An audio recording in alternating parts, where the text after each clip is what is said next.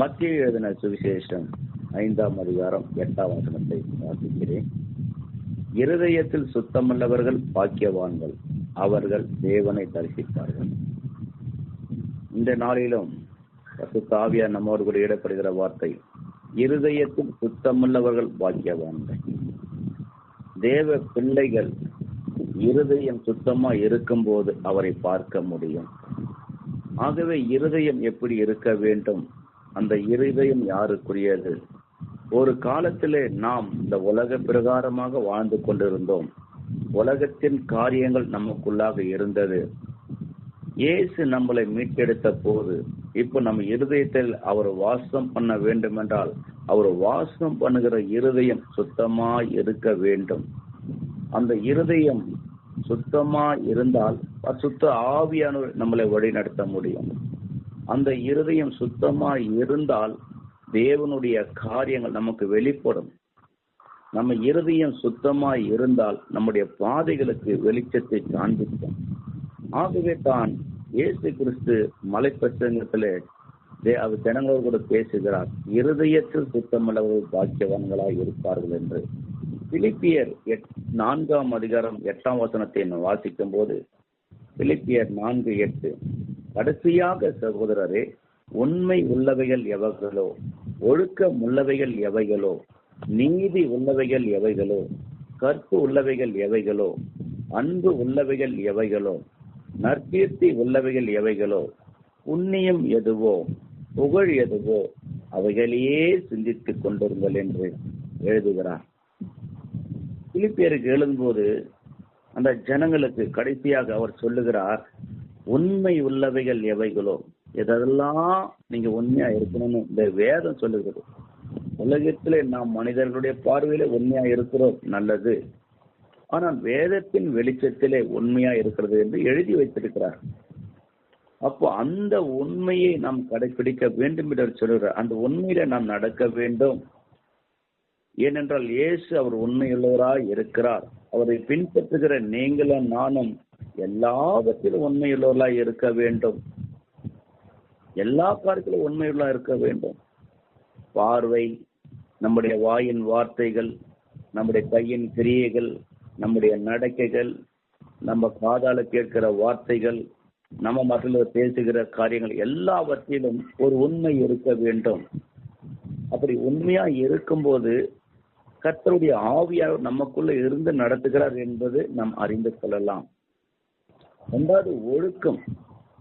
இந்த ஒழுக்கம் இயேசுவோடு கூட இருந்தது. இந்த ஒழுக்கத்தை நியாயப்பிரமாணம் முதல் இயேசு கிறிஸ்துவர் இதை எழுதி வைத்திருக்கிறார்கள். தேவ பிள்ளைகளுக்கு ரொம்ப ஒழுக்கம் முக்கியம்.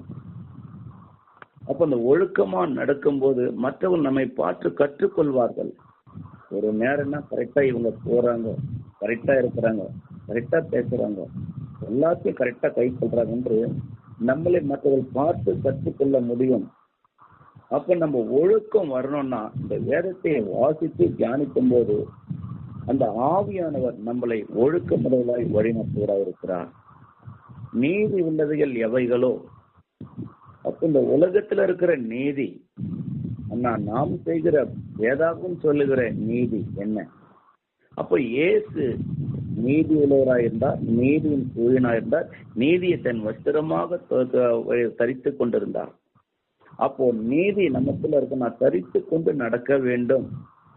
நீதியை நம்ம வஸ்திரமாக உடுத்திக் கொள்ள வேண்டும். அப்ப அந்த இருதயம் சுத்தமா இருந்துச்சுன்னா நீதி நமக்குள்ளாக வந்துடும்.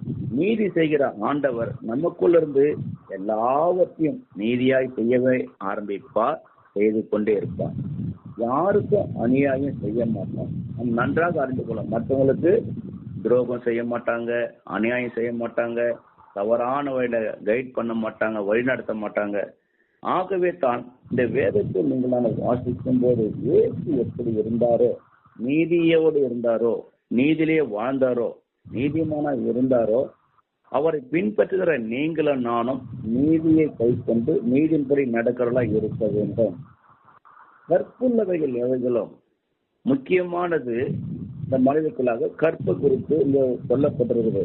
ஆனா அந்த வசனத்தின் மூலமா தேவனோடு கூட உறவு கொள்ளுகிற நாம், ஐக்கியம் கொள்ளுகிற நாம் அவரோடு கூட வாழ வேண்டும் என்று விரும்புகிற நாம் கற்பு உள்ளவைகளாய் இருக்க வேண்டும். அப்படி என்றால் தேசுவை தவிர யாரையும் நம்ம என்ன பண்ணக்கூடாது, அதிகமா நேசிக்க கூடாது.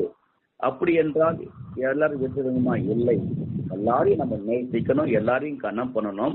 ஆனா முதலாவது எப்படி இருக்கணும்னா, எப்படி திருமணத்துக்காக ஒரு மகள் ஆயத்தம் பண்ணி அந்த மகனுக்காக வைக்கப்பட்டிருக்கிறார்களோ, அது போல இயேசுக்காக நாம் எப்போதும் அவரையே சார்ந்து, அவரையே நினைத்து, அவரையே வாழ வேண்டும். ஒரு கற்புள்ள ஜீவம், அது பரிசுத்தமான ஒரு ஜீவியமா இருக்கும். அன்பு உள்ளவைகள் எவைகளோ, அப்போ அன்பு எதெல்லாம் இருக்கிறது வேதத்தின் அடிப்படையில நம்ம பார்த்து, அன்பு உள்ளவர்கள் முதலாவது எல்லாரையும் சிநேகிப்பார்கள். இயேசுடைய அன்பு உள்ளவர்கள் எல்லாரையும் இடத்துல அன்பு கூறுவார்கள். மற்றவர்களும் நம்மிடத்தில் அன்பு கூறும்போது நாம் அதை சிநேகிப்போம்.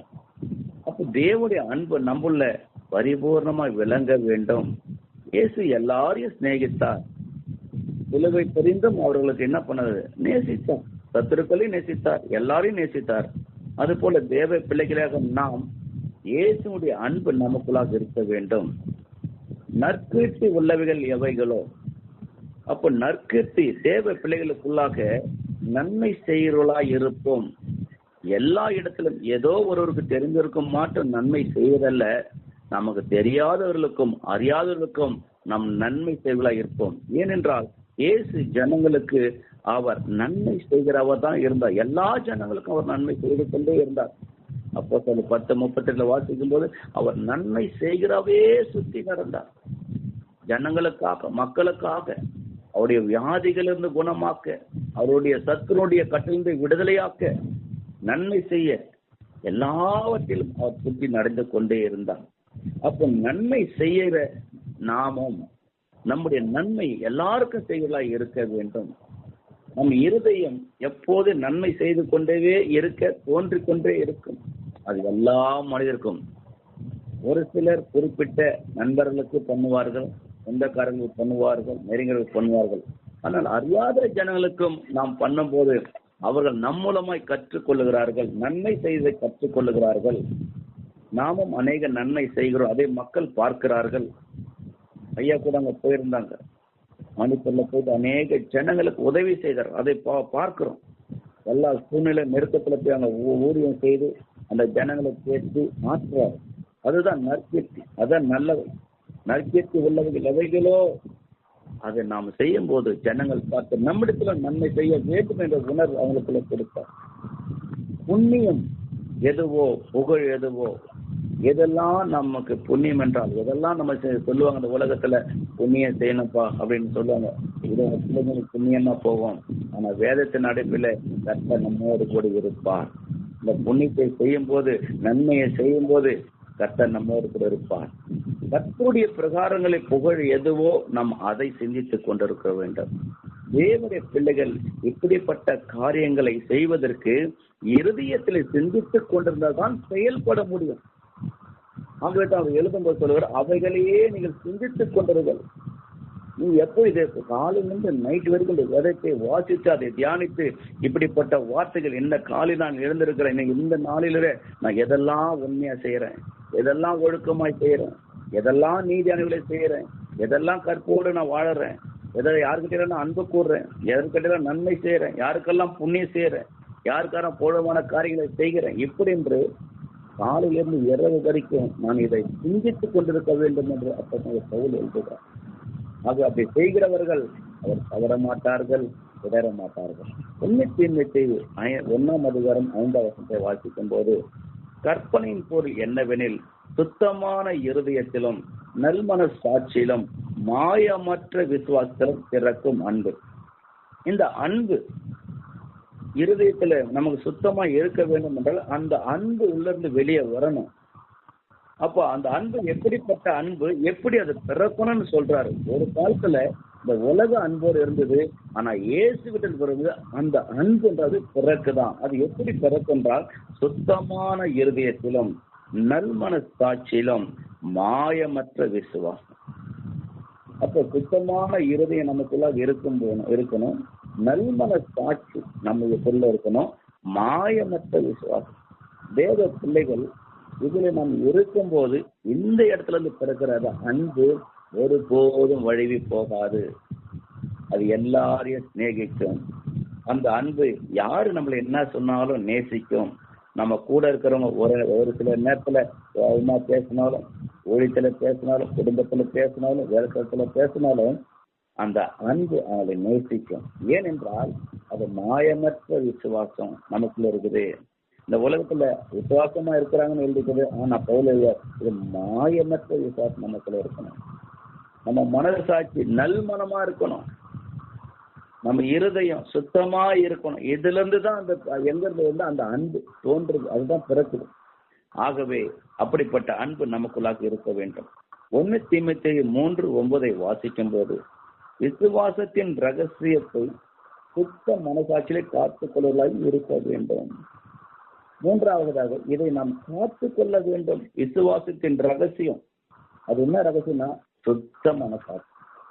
இந்த சுத்த மனசாட்சியிலே தேவனுடைய வார்த்தைகளை நீங்க நானும் காத்து கொள்ள வேண்டும். எப்படி ஒரு விலை உயர்ந்த பொருளை, அதாவது தங்கமோ வேற ஏதோ எடுத்து வீரக்குள்ள பத்திரப்படுத்தி வைப்பார்கள். அதை ஹால்ல போட மாட்டாங்க. வீட்டுக்குள்ள இந்த பீரோல எடுத்து பத்திரப்படுத்தி வைப்பார்கள். எங்க ஒரு லாக்கர்ல வைப்பார்கள். அது போல இதற்குள்ள இப்படிப்பட்ட காரியங்களை நீங்கள் என்ன பண்ணிருக்கணுமா, சுத்த மனசாட்சியை காத்து கொள்ள வேண்டும். அதை பத்திரப்படுத்தி காத்து கொள்ள வேண்டும். அது வெளியே விட்டுற கூடாது. அது உள்ள இருந்துட்டுதான் உங்களுக்கு எப்போதுமே அந்த அன்பு திறந்துகிட்டே இருக்கும். உங்க இருதயம் சுத்தமா இருந்து கொண்டே இருக்கும். 1 தீமோத்தேயு 5:22 வாசிக்கும் போது, ஒருவன் மேலும் சீக்கிரமாய் கைகளை வைக்காது, மற்றவர்களுக்கு உடன்படாது, உன்னை சுத்தவனாய் காத்துக்கொள். பாருங்க, 4வது காரியம், நீங்க சீக்கிரமாய் கைகளை வையாது. மற்றவர்கள் செய்யும் பாவங்களுக்கு நம்ம உடன்படக்கூடாது. நம்ம செய்ய மாட்டோம் பாவம், ஆனா மற்றவங்க வந்து செய்யும் போது அதுல நம்ம என்ன பண்ணுவாங்க, சேர்த்துப்பாங்க. சில பேர் மற்றவங்களை குறை சொல்லும் போது, ஆமா அவர் அப்படிதான் நம்மள சேர்த்து பேசுவாங்க. அப்ப என்ன சொல்லுவாங்க, ஓ இவரும் கூட இருந்தாரு, இந்த சகோதரியும் இருந்தாங்கன்னு சொல்லுவாங்க. அதுக்கு நம்மள என்ன பண்ணோம், விலைக்கு காத்துக்கணும்.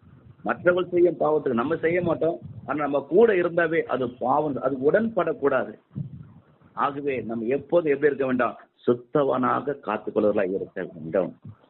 1 பேதுரு 1:22 வாசிக்கும் போது, ஆகையால் நீங்கள் மாயமற்ற சகோதர சிநேகமுள்ளவர்களாகும்படி ஆவினாலே சத்தியத்துக்கு கீழ்ப்படிந்து உங்கள் ஆத்துமாக்களை சுத்தமாக்கி கொண்டவர்களாய் இருக்கிறபடியால் சுத்த இருதயத்தோட ஒருவரில் ஒருவர் ஊக்கமாய் அன்பு கூறுங்கள். இந்த அன்பு என்னன்னா ஊக்கமான அன்பு செலுத்த சொல்றாரு. ஏன், சகோதர சிநேகமுள்ளவருக்கு ஆகும்படி ஆவினாலே சத்தியத்துக்கு நம்ம கீழ்ப்படினோம். மனிதருடைய வார்த்தைக்கு கீழ்ப்படுகிறோம், அவருடைய ஆர்டருக்கு கீழ்ப்படுகிறோம், நல்லது. ஆனால் அதை காட்டிலும் ஆவினாலே சத்தியத்துக்கு கீழ்ப்படும் தேவனுடைய வார்த்தைக்கு கீழ்ப்படிந்து உங்கள் ஆத்துமாக்களை சுத்தமாக்கி கொண்டவர்களாக இருக்க வேண்டும். ஆத்துமாக்களை சுத்தமாக்க எதுல முடியும்னா இந்த வேத வசனத்தை தியானிக்க அதை வாசிக்க அந்த இருதயம் சுத்தமாகும், நம்முடைய சிந்தனை சுத்தமாகும். அப்படி சுத்தமாக இருக்கும் போது இது எல்லாரையும் நேசித்து, அது எல்லாரிடத்திலும் சாதாரண அன்புள்ள முழு இருதயத்தோடு அவங்களை நேசிப்பாங்க, முழு இருதயத்தோட அன்பு கூறுவாங்க. எரேமியா 4:14 வாசிக்கும் போது, எருசலேமே நீ ரட்சிக்கப்படும்படிக்கு உன் இருதயத்தை பொல்லாப்பற கதவு, எந்த மட்டும் அக்கிரமங்கள் உன் இல்லத்தில் தங்கும். இந்த நாளில நீங்களான ரட்சிக்கப்படும்படிக்கு, என்ன முடிவு பொருந்த நிலைத்திருப்பவனே ரட்சிக்கப்படுவான். ஆக நீங்களாம் ரட்சிக்கும்படிக்கு இந்த நாளில நாம் இருதயத்துல பொல்லாப்பு இருக்குமானால் ஆண்டவர் சொல்றார், கழுவு மகனே, கழுவு மகளே, எந்த மட்டும் அக்கிரம நினைவுகள் உன் உள்ளத்தங்க. நீங்க அக்கிரமம் செய்ய தேவையில்லை, ஆனா அக்கிரம நினைவுகளே இருக்குதுன்றார். நம்ம கையால செய்யல, மற்றவங்களுக்கு சொல்லல, ஆனா நம்ம நினைவுல என்ன இருக்கக்கூடாதுன்றாரு, அக்கிரம நினைவுகள் அந்த உள்ளத்துல வரக்கூடாது. ஏன்னா அந்த உள்ளம் தேவன் தங்குற உள்ளம், பரிசுத்த ஆவியான வாசம் பண்ணுகிற உள்ளம். அந்த உள்ளத்துல பொல்லாப்பு வந்துடக்கூடாது, அக்கிரம நினைவுகள் வந்துடக்கூடாது. ஆகவே இந்த நாளில அதை கழுவ வேண்டும். அப்படிப்பட்டவர்கள் நமக்குள்ள இருக்குமானால், இப்படிப்பட்ட இருதயம், இப்படிப்பட்ட பொல்லாப்பான இருதயம், இப்படிப்பட்ட அக்கிரம இருதயம், இப்படிப்பட்ட மீறலான இருதயம் நமக்குள்ள இருக்குமானால், இந்த நாளிலே மகனே நீ கழிவிடு, மகளை கழிவிடு, ஏன் நான் உள்ளத்துல நான் வாழ போறேன், தங்க போறேன், அது என் வரையா இருக்கிறது, என் இடத்துல கூட்டி நான் ஆயத்தமா இருக்கிறேன், அவனோட சங்கீதம் 24:4-5 வாசிக்கும் போது, கைகளில் சுத்தம் உள்ளவனும் இருதயத்தில் மாசு இல்லாதவனுமா இருந்து தன் ஆத்மாவை மாயைக்கு ஒப்புக்கூடாமல் கபடாய் ஆணையிடாமலும் இருக்கிறவனே. அப்ப கைகளிலே நமக்கு சுத்தம் வேணும், இருதயத்திலே மாசு இருக்கக்கூடாது, ஆத்மாவை மாயைக்கு ஒப்புக்கூடக்கூடாது, கபட ஆணையிடக்கூடாது. அப்படிப்பட்டவர்கள் அவன் கர்த்தரால் ஆசீர்வாதத்தையும் தன் ரட்சிப்பின் தேவனால் நீதியம் பெறுவான். ஆமென். இதேதான் தேவதாச பாக்கியவான்கள், இதற்கு சுத்தம் உள்ளவர்கள் பாக்கியவான்கள். அப்படிப்பட்டவர்கள் இப்படியெல்லாம் நீங்கள் கை கொண்டு நடக்கும்போது அவன் கர்த்தரால் ஆசீர்வாதத்தையும் தன் ரட்சிப்பின் தேவனால் நீதியம் பெறுவான். அன்பு தகப்பனே, கொடுத்த அந்த வார்த்தைக்காக நன்றி. கேட்கிற ஒவ்வொரு இதயத்தை இந்த நாளிலே கழுவி சுத்திகரித்து அவள் குடும்பத்திலே அவர் உள்ளத்திலே நீ வாசம் பண்ண நம்முடைய பிள்ளைகளை நடத்த வேண்டுமா ஜெபிக்கிறோம். அவர்கள் ஆசீர்வதிக்கும் அந்தவரை உம்முடைய வாக்கியத்தை பெற்றுக்கொள்ள உதவி செய்கிறோம். கேட்கிறோம் நல்ல பிதாவே. ஆமென். ஆமென்.